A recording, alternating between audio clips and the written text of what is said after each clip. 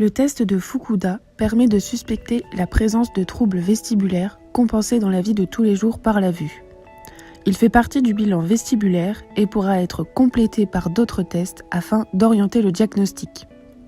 Pour l'effectuer, l'examinateur commence par créer un cercle de 1 mètre de rayon divisé en 8 afin de former des sections de 45 degrés chacune. Le but du test est d'effectuer 50 pas à cadence soutenue, les yeux fermés.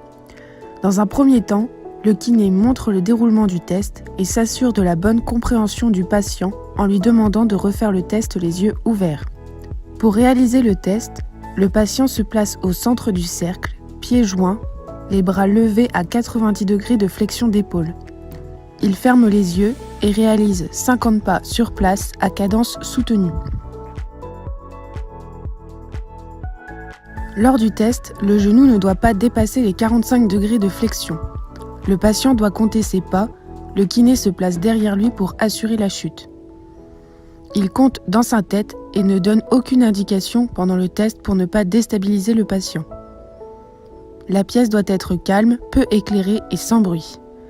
Une fois arrivé à 50 pas, le sujet ne doit plus bouger. Le test s'arrête si le patient tombe. Le test est considéré comme anormal si le patient se déplace de plus d'1 mètre ou qu'il dévie de plus de 45 degrés. Le côté de la déviation correspond au côté de la lésion vestibulaire.